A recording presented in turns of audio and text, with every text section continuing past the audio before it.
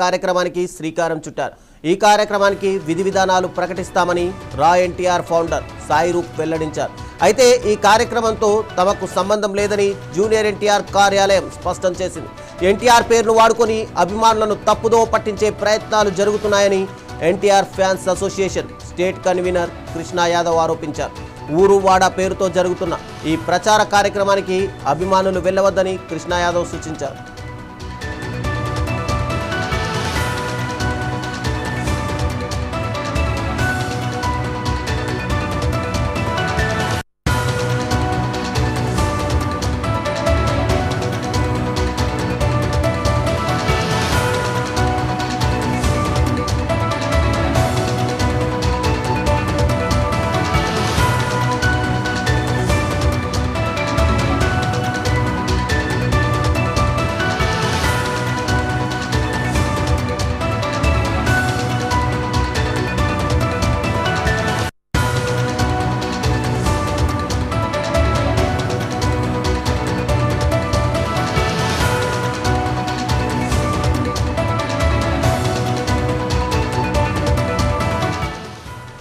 ఈ వివాదంపై రా ఎన్టీఆర్ ఫౌండర్ సాయి రూప్ తీవ్రంగా స్పందించారు.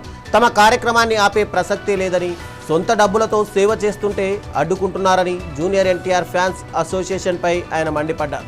జూనియర్ ఎన్టీఆర్ అభిమాన సంఘాల మధ్య నెలకొన్న ఈ వివాదం నేపథ్యంలో తిరుపతిలోని తాజ్ హోటల్ యాజమాన్యం తమ హోటల్కు భద్రత కల్పించాలని తిరుపతి రూరల్ పోలీసులను కోరింది.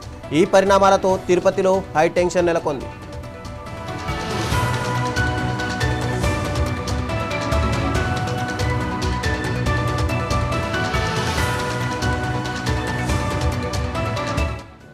గత కొన్ని రోజులుగా ఒకటే పుకార్లు, వాస్తవాలేంటో తెలియకుండా ఎవరికి నచ్చిందో వాళ్ళు రాసుకుంటూ వెళ్ళిపోతున్నారు. ఇందులో మా ప్రమేయం ఉందంటూ, ఇదేదో మేమే క్రియేట్ చేసాం, ఈ హైప్, ఈ బజ్ అంతా ఈ ప్రోగ్రామ్ కోసం అన్నట్టు రకరకాలుగా మాట్లాడుతూ వెళ్తున్నారు. ఈ క్రమంలో నేను ఫ్రంట్ ఫేస్గా ఆర్గనైజేషన్ రిప్రజెంట్ చేస్తున్నాను కాబట్టి నా ఫేస్ని పెట్టి 100 కోట్ల మోసగాడు, ఫ్యాన్స్ డబ్బుల్ని కొల్లగొట్టిన దొంగ, ఈ ముఠాకి వీడియో అధ్యక్షుడు, ఇలా ఎన్నో పలు మాటలు, 10 పదజాలాలు వాడుతూ విపరీతంగా కొన్ని మెయిన్ స్ట్రీమ్ మీడియాలు అలానే యూట్యూబ్ ఛానల్స్లో కూడా రాయడం జరిగింది. చూడండి, మేము చాలా చిన్నవాళ్ళం. ఒకటి ఏదన్నా ఒక పెద్ద మనిషి మా గురించి రాశాడంటే వాటిని చూస్తేనే రాత్రులు నిద్ర పట్టనంత చిన్నవాళ్ళం.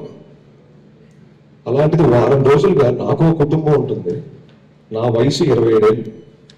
వాళ్ళు ఎంతో మంది ఎక్కడి నుంచో ఇవన్నీ చూస్తూ, ఎందుకంటే సోషల్ మీడియా కంటే గ్రామాల్లో ఫాస్ట్గా వెళ్ళేది మన ఎలక్ట్రానిక్ మీడియా, అలానే మన మెయిన్ స్ట్రీమ్ మీడియా. వాళ్ళందరూ నాకు ఫోన్లు, మెసేజ్లు, పెద్దవాళ్ళు ఉన్నారు, అమ్మమ్మలు, తాతలు ఉన్నారు, వాళ్ళని చూసి ఆరోగ్యాలు పాటు చేసుకోవటం. ఈ వారం రోజులుగా నేను ఎంత కుంగిపోయాను, ఎంత డౌన్ అయ్యాను ఎవరికి తెలియదు, ఎవరికి చెప్పని కూడా చెప్పలేదు అక్కడ. అందుకే ఇలాంటిది ఒకటి జరిగిందని నేను చాలా లో లైట్లో చాలా కామ్గా అప్డేట్స్ అన్ని కూడా మేము ఆర్గనైజేషన్ నుంచి ఇచ్చుకుంటూ సైలెంట్ అయ్యాం. ఏదన్నా 18వ తారీఖు మాట్లాడుకుందాం. మన ఆంధ్రప్రదేశ్లో కొన్ని వేల గ్రామాలు ఉంటాయి. అందులో కొన్ని పంచాయతీ కింద ఉంటాయి, కొన్ని నాన్ పంచాయతీ ఉంటాయి, కొన్ని రెవెన్యూ విలేజ్లు ఉంటాయి. మేము ఎంచుకున్న గ్రామంలో ముందుగానే నియమించిన మా గ్రామ కమిటీ ఆ ప్రాంతంలో, ఆ గ్రామంలో ఎప్పటి నుంచో పరిష్కరించని కొన్ని అతి చిన్న సమస్యల్ని మా వాళ్ళు రికార్డ్ చేయడం జరుగుతుంది మా గ్రామ కమిటీ. అయితే మాకున్న బలాన్ని బట్టి, శక్తిని బట్టి ఒక 10 సమస్యలు రికార్డ్ చేశారు అనుకుందాం. చిన్న సమస్యలు ఆ పల్లెలు 1, 2 మా వ్యవస్థ తరపున మేము దాన్ని పరిష్కరిస్తాం. స్పాట్లో మేము ఆ రోజు ఆ ఊరికి వెళ్ళినప్పుడు అక్కడే పరిష్కరిస్తాం. మిగతా సమస్యలు ఏవైతే ఉంటాయో వాటిని రికార్డ్ చేసుకోవడం జరుగుతుంది. ఇందులో భాగంగా రైతు సదస్సు కూడా ఇందులో నిర్వహిస్తాం. ఈ మన ఊరు మన బాధ్యతలోనే భాగంగా రైతు సమస్య కూడా ఇక్కడే, రైతు సదస్సు కూడా ఇక్కడే ఉంటుంది. 3వ అడుగు ఊరు మాట పాలకుల దాకా. చూడండి, ఊరు అంటే కుటుంబాల ఒక సమ్మేళనం, కుటుంబానికి పెద్ద తండ్రి.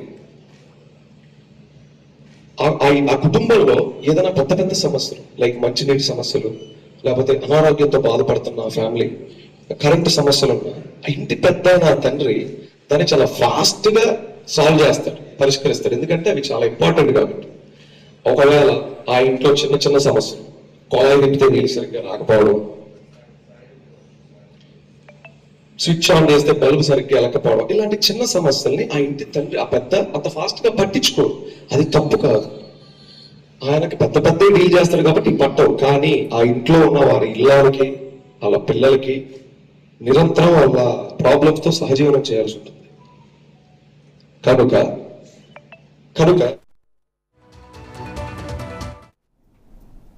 పోలీస్ స్టేషన్ అంటే